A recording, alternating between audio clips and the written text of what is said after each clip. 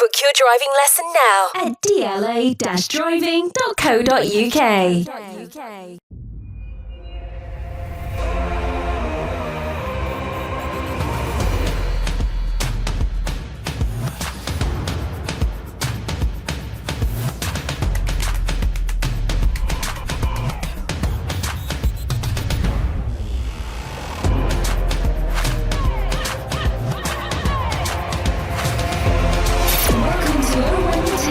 Sponsored by DLA Driving School. Hello and welcome to Oh When the Town. I'm Luke Gregory and here's what's coming up today. It feels like the start of the football season again, doesn't it? As Luton's first game in a month is in the FA Cup third round. We beat Harrogate 4-0. It wasn't the best performance of the season so far, but a scoreline which I guess we can't really argue about today.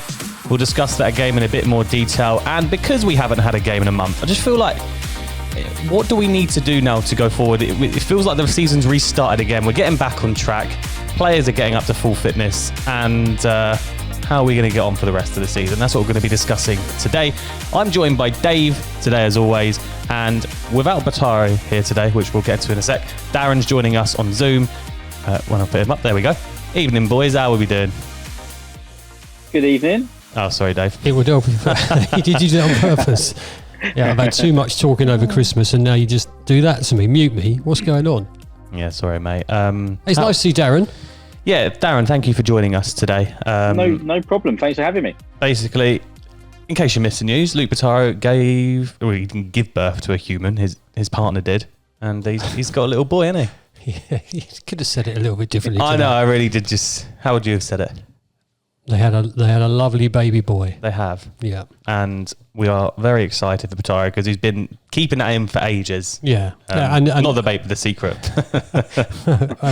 And his other half's been keeping it in for 9 months. Yeah. So, hey, listen, he's a lovely lad.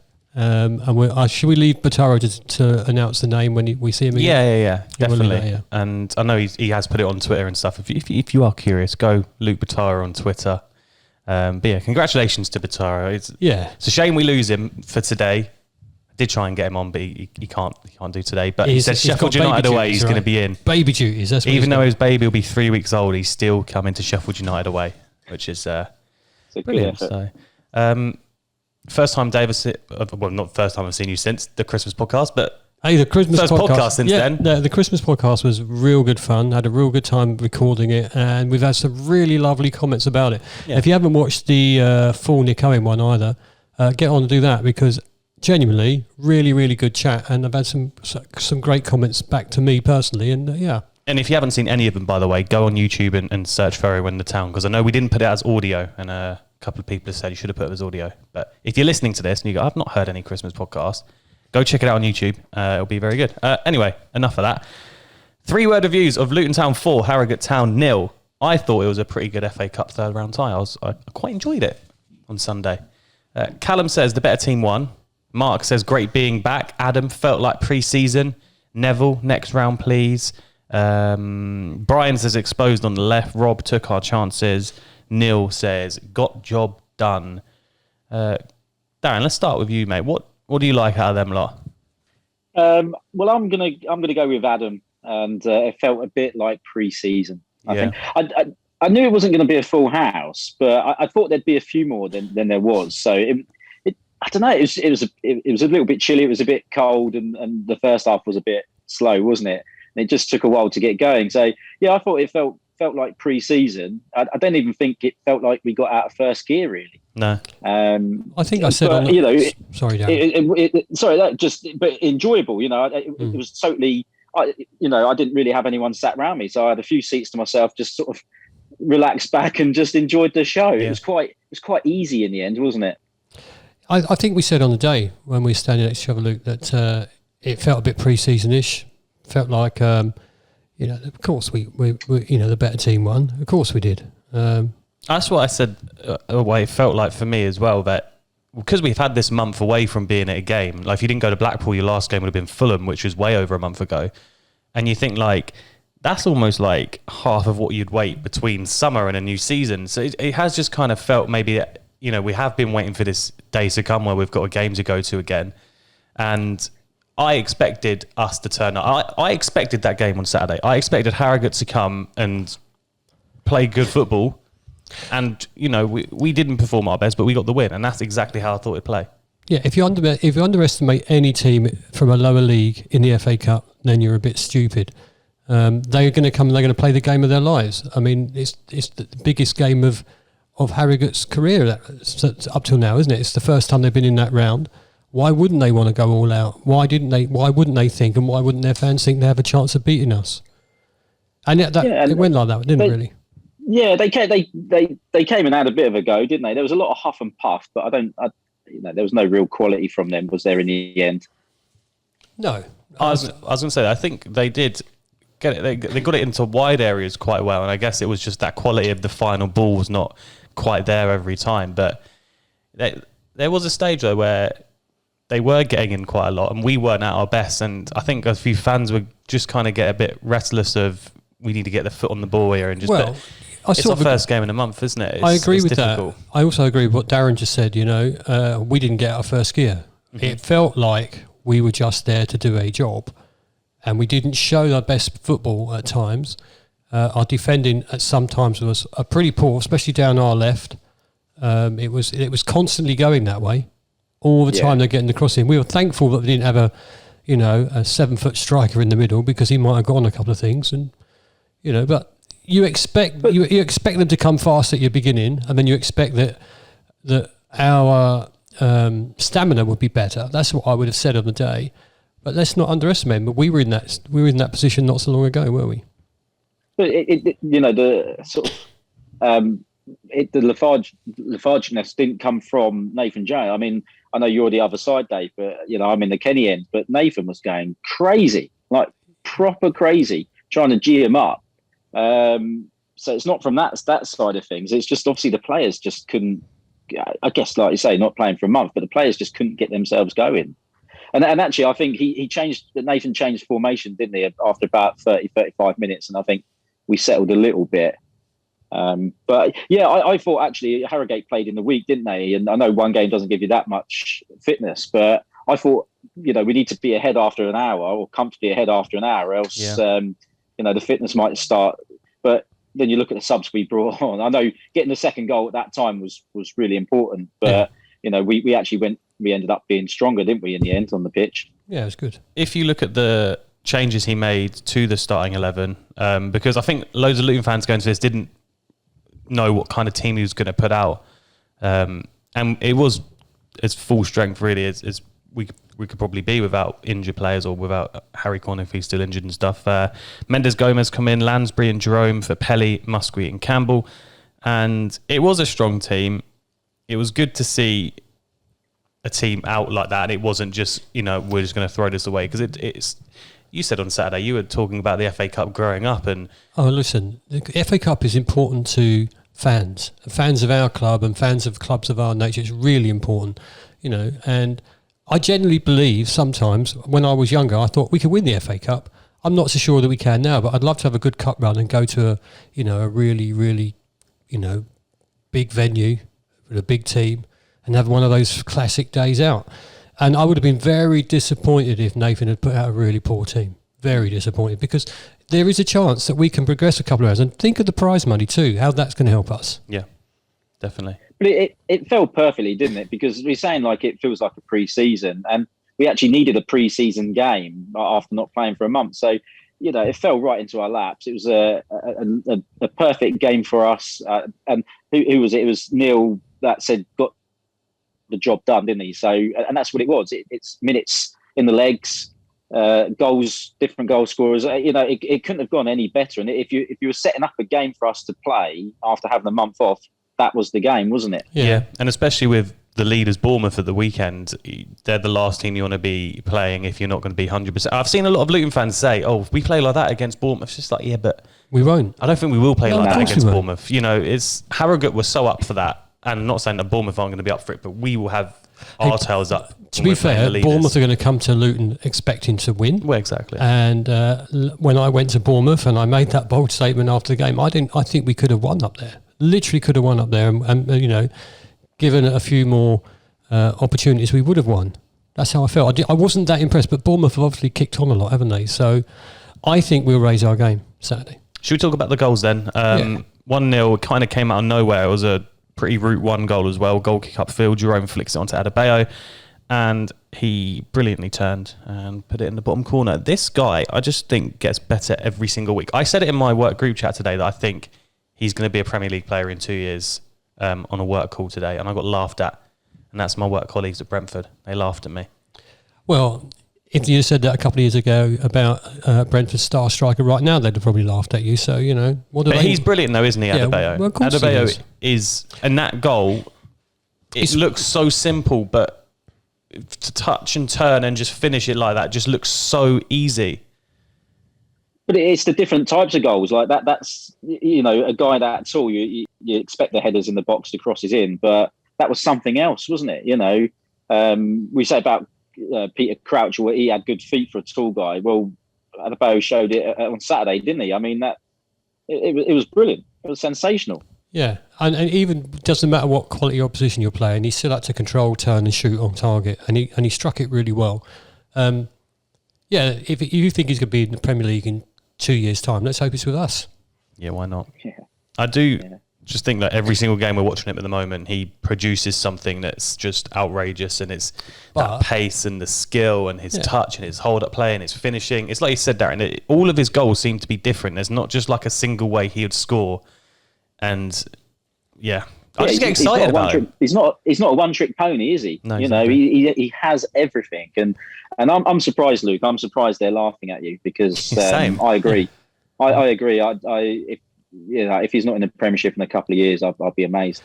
Every goal he scores pushes his price up just a little bit more. Every game he plays really well pushes his price up. So this year he's only 9 goals away from 20. Yeah. And with the amount of games we've got left, I think we've still got like 23 games left. So he could easily hit 20 goals this season. Yeah. The thing is, if we can't keep him, we've said this before, as long as we can cash in on him and we can't keep him, we need to make sure we get the best ever deal for a striker that we've ever sold. Oh, I think we will, easily. Yeah. The second goal came from the other striker that started, Cameron Jerome. This was a really good play, actually, from Mendes Gomez. I saw he got a little bit of stick on socials the other day. Really? I saw some people say they weren't that impressed with him, but I thought he was great to make a bit of space, a bit of trickery, which we know he's got. Drills the cross in, and Jerome really couldn't miss. Producer Jacobs put he scrambled home his first goal for the club, but I thought Jerome scored against Stevenage. I don't know if that's true, Jacob. I think he's home got goal one before, isn't he? First goal at home. First home goal. First goal at home. Maybe Producer that's what Jacob comes on the Christmas podcast. We big him up. And then he reverts back to status. Yeah, unless it was an own goal, then I'll apologise. But Jerome missed a chance in the first half. At the end, there was like a little scissor kick from a free kick, but he did get the goal. And I don't know about Jerome needed that, didn't he? Just to kind of kickstart his own season and maybe just get a bit of confidence to kick on and be in Nathan Jones' plans. Well, I think Jerome knows the role he's been brought in for, and I think that was it at the weekend. I think that was it. I don't think he's a bad player, but at this moment in time, we've got better options in front of him, haven't we? So you'd use them. He's a what can I say? Well-travelled player. How about that? Would that be a right thing to say? But also, he got a shout out for us on the for DLA when he scored. So there you go.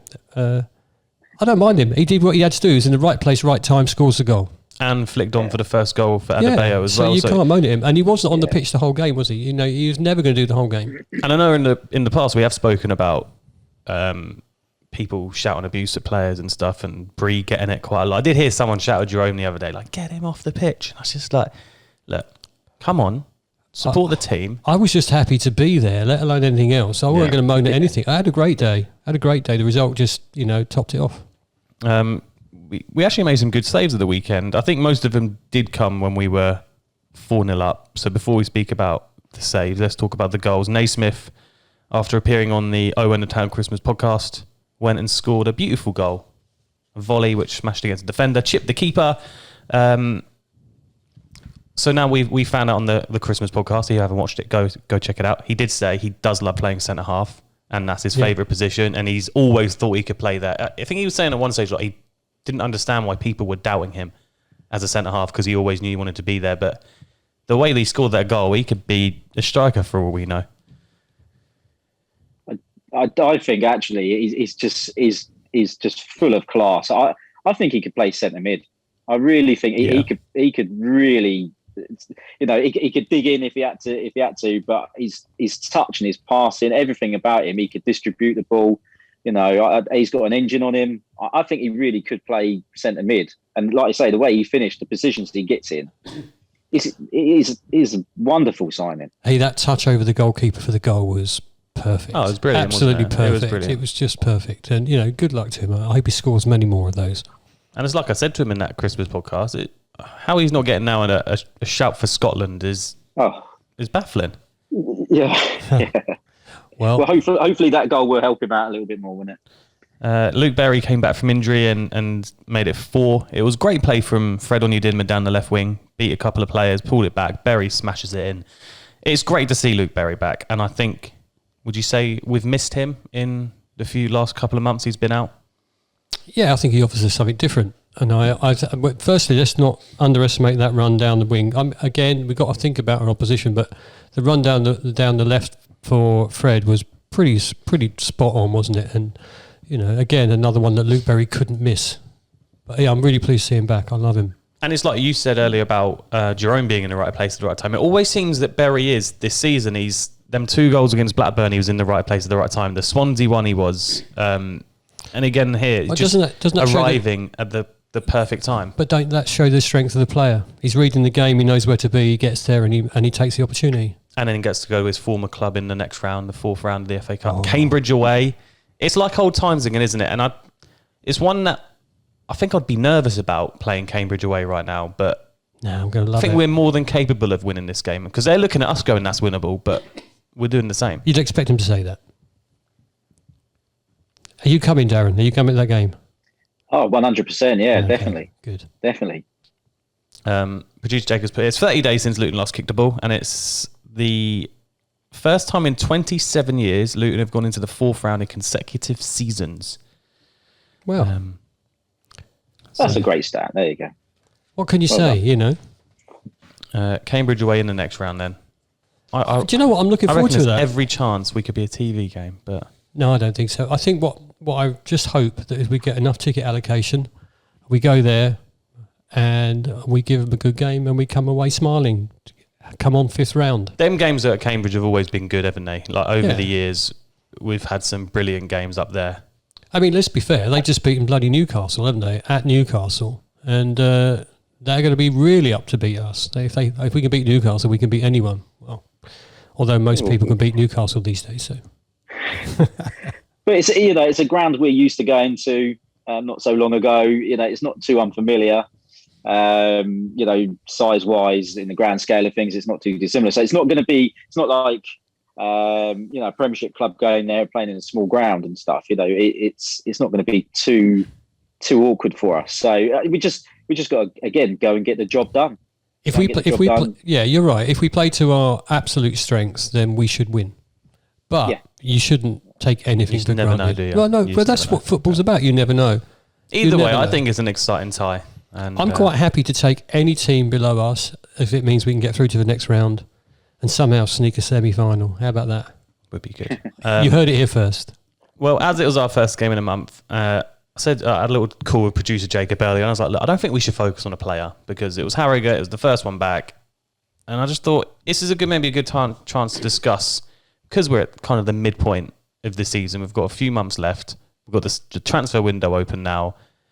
Do you reckon right now we're in a good place with the squad, with what we've had in the first part of the season? How can you not think we're in a good place? At this point in the season, we've got a decent squad, we've got a decent sized squad, and you only got to think about, I know it's only our bench, but the people he brought on Sunday, you think, I forgot they weren't playing. So they are first teamers. We've got a nice squad. He's got a good balance to it. Are we in a good place right now? Yeah. Well, I guess the way of wording it, Darren, do you feel we could have maybe had a bit more in that first part of the season? Could we have had more points?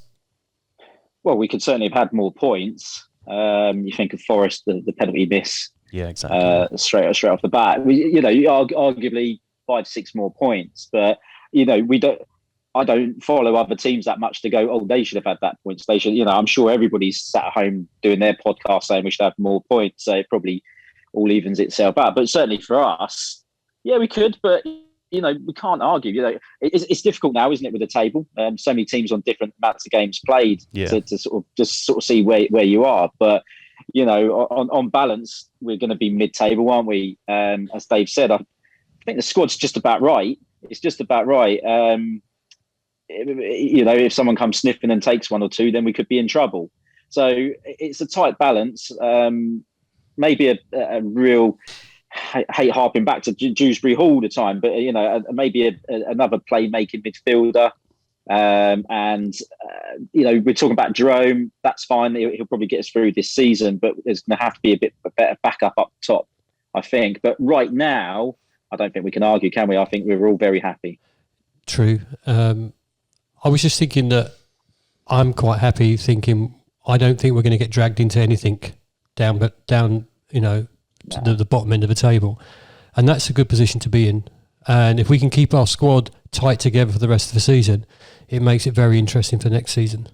And I think with this window, I know we spoke about this probably on our last podcast, and I think we had an Instagram question about it, but if we can just, as a club, keep progressing every single window, and if that means that this window, we don't sign someone that slots straight into that first team, but we sign an 18-year-old from League Two who in a year is going to be the next Adebayo, just something like that we can just keep and nurture and make our own and just keep us progressing as a club. I think that's important for us this window. Given the fact that Nathan's just signed a 5.5-year contract, 2020 have a lot of faith in what he wants to do with this club. He attracts players. He literally does. And he and his scouting staff and Mick Harford, they all know, where this club is going, and they'll recruit, appropriately. And I hope by the time Power Court's built, we're on the verge of, or we're going up to the Premier League with that. And looking ahead at some of the fixtures we've got coming up, then especially this month, they look to be some tricky ones. Obviously, starting with Bournemouth at the weekend at 12:30, and then Reading, and I think we've got Blackburn, who are on fire with Berriton Diaz on 20 plus goals already. But we've got some tough fixtures coming up, and I know we've said this about the last lot of fixtures. I think we said at one stage when we played the Cardiff game, and we're going to really see where we are. But I think this is a bit of a different test now that we've had that month off. Maybe we've had the chance to maybe regroup as a team and look at the ambitions we have this season to really go for them. But if we come through this month with some good results, maybe the dream's alive again. Do you know what? I think in this division, anyone can beat anyone at this moment in time. That's how I feel about it. I feel that we raise our game when we play the top teams. I think we really go for it. I was just about to say exactly the same, Dave. Like, if we go back a month, we gave Fulham a real good game. And for me, Fulham is probably the first half hour, one of the best teams I've seen down there for a long, long time. I think we do. I think we played better against the better teams. And my concern is just the sheer amount of games in the short amount of time. We always sort of struggle with 3-game weeks. Well, how many games we got? Like 6 games in 3 weeks or whatever it is, So that would be my concern. It isn't the opposition; it's the amount of games we've got to play. Well, I think it's using that whole squad. It's guaranteed pretty much like 3-game weeks now, isn't it? Till the end of the season. We still haven't had the Swansea fixture rearranged. We haven't had the Coventry fixture rearranged. Got tickets for that. And then obviously the Peterborough away game's now been called off because of the FA Cup fourth round. So there's already 3 that have to be more midweeks. Yeah, I think that's the one for me, Luke. I'm not worried about the opposition. We can give anyone in that league. Okay, it's strong games back to back, but it's just the amount of games. And like we're saying about the squad, is it right? It's just I wonder if they'll bring in a couple just to strengthen depth. It's exciting though. I love a transfer window. Maybe we'll do our business late as always. And I suspect we're going to get a couple of loans. That's what I think. Yeah, he just doesn't like a loaner, does he, Jones? Unless it's Dewsbury Hall again. But well, he's never coming back, let's be fair. Should we end on some Instagram questions today then? Yeah, let's do that. Charlie says Shea or Sluga, because to be fair to Shea, he made some cracking saves at the weekend. Did slip over a couple of times, but it's Shea's done all right, hasn't he? Well, he hasn't done anything wrong. You're sort of looking at it that way. Sluga's probably a better shot stopper as such, but I think the players have more faith in Shea. I think he commands his area better, certainly deals with crosses better. And at the moment isn't making any mistakes. So I think he just gets the nod for me. I think I don't mind either of them in goal, to be fair. I think how can you display Shea after his last couple of performances for us? It's difficult to say, we can't play you now because Sluga's back. He's got to earn his place, hasn't he? I think the interesting thing is that obviously Shea, he did start against Blackpool and Fulham, didn't he? If he was going to start against Bournemouth, would he have maybe played Sluga in the cup game? Just, that makes me think, is Sluga then going to come in for the League One? Who knows? I would have said, actually, if you've not played a competitive game for months, more than the month that we've not played, then you would get him in to get him sort of game ready, wouldn't you? Yeah. I think Shea made that save right near the end. And for me, that's it. You're in that one where they squared it across. I mean, the guy should just put his laces through it, but it's a sensational save. Joe says, how long can we keep Elijah for? And I feel like we get asked this a lot, but... Well, we were saying the other day, at least until we've extended his contract, taken a contract extension. Let's get 20 mil out of him and then we'll go from there. It's money, isn't it? Sounds good. Anybody comes with the right money. Look at what's going on in the Premier League at the moment. People know Aston Villa got a few quid. They're putting up all their prices when they go and knock on the door for a striker. So you come and knock for ours, we should charge as much as we possibly can. Alfie says, how far can we go in the FA Cup? Realistically, how far can we go? You just put that word in, didn't you? Damn. I'll leave Darren to answer that one then. Quarterfinals, I'm going to say realistically we'll get to. See, here's the point. If we get to the quarterfinals, why realistically can't we get to the semi-finals? Because at one stage or another, you're going to play Manchester City. Well, luck of the draw says, as long as we don't get them in the final and end up like the Scummers down the road. Call me deluded. I think if we beat Cambridge and get like a Spurs at home, I reckon we could do Spurs at home. Deluded.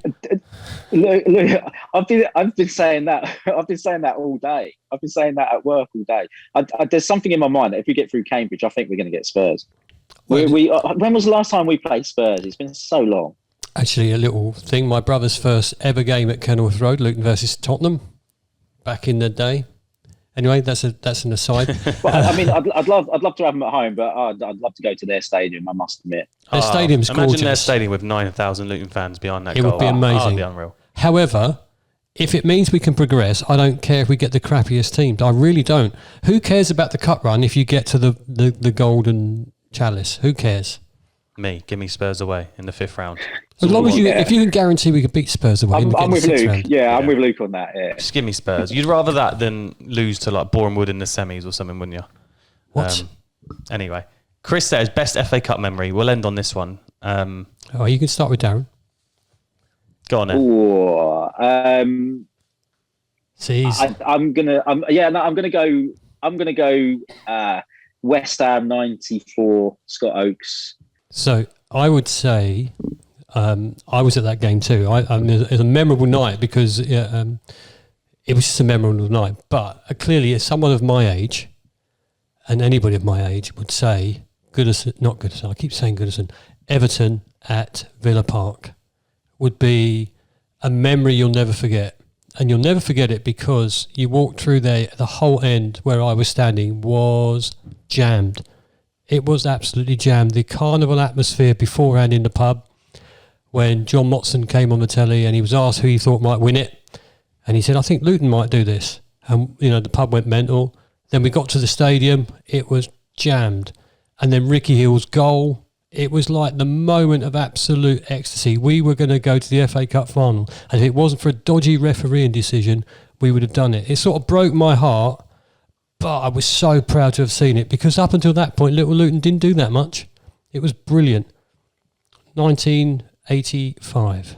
Brilliant. Some good times. Yeah, it was brilliant. And that's my biggest... And I suppose my first real FA Cup memory was when my dad took me to the Kenny, and I think I said this to you at the weekend. He was walking up. There was lots. We were playing Blackburn Rovers, and he bought me a little rosette. I pinned that on, and I was so excited to see the FA Cup. It was incredible. Yeah, so there are those. But the biggest FA Cup memory for me was seeing that Ricky Hill goal go in, and all the absolute joy for most of that game up until the referee cheated us out of it. I think in my lifetime, though, we've had a few good FA Cup ones, haven't we? Obviously, the Norwich away one was Norwich amazing. away. You see, the thing is, every FA Cup game that you remember and you go to and you get a good result or you have a good experience, it becomes brilliant. The FA Cup is brilliant for that. The Norwich away was a fantastic day. And Liverpool posted the other day their video of Luton 3, Liverpool 5. And I just remember that. And you look at the team they put out that day, unreal. Yeah, and again, I was saying that today. Like they said, everyone you remember. I forgot about that one. Yeah, I watched the same clip, Luke. Classic. And like you said, when you look through that Liverpool team and see those players, it's incredible. I think it's amazing to say that you saw like Steven Gerrard at that stage in his career bend one top corner at the Kenny. Like, yeah, but then also I have FA Cup memories of us beating Liverpool in a. Oh, we can't all be as old as you to remember that, unfortunately. But there's the thing: the hatred that Kenny Dalglish had for Luton that year was higher than anything you could expect, and they got what they deserved, which was sod all. We played really well. Well, maybe we'll get Liverpool in the 5th round of the FA Cup, and we can get revenge. What, win 5-3 at their place? Yeah, that'd be nice, wouldn't it? Well, that's all we got time for today. Here we got Bournemouth on Saturday. Yeah. At the end of the month, I'm going on tour with Brentford's B team. Good luck. Which means I'm going to be away for like 2 weeks. 2 weeks? Which means I'm going to need you to cover the podcast. Which means Darren's probably going to have to come in, because if Bataro's got a baby, I've no idea what we're going to do for 2 weeks. And we'll get you in live, Darren. We'll figure it out. Yeah, I love that. Yeah, no problem. Give it a go. Hang on a minute. Are you, when you say working, would that mean sunbathing? No, I've got work. But anyway, yeah, you'll be sunbathing by the pool. That's all we got time for today. Thank you so much for listening. Get us on YouTube, Owen the Town. If you haven't already, go check out the Christmas podcast. And the Nick Owen one. And the Nick Owen one. There you go. And the Nick Owen one. That's just me. Enjoy Bournemouth at home, guys. Thanks for joining us, and we'll see you next week.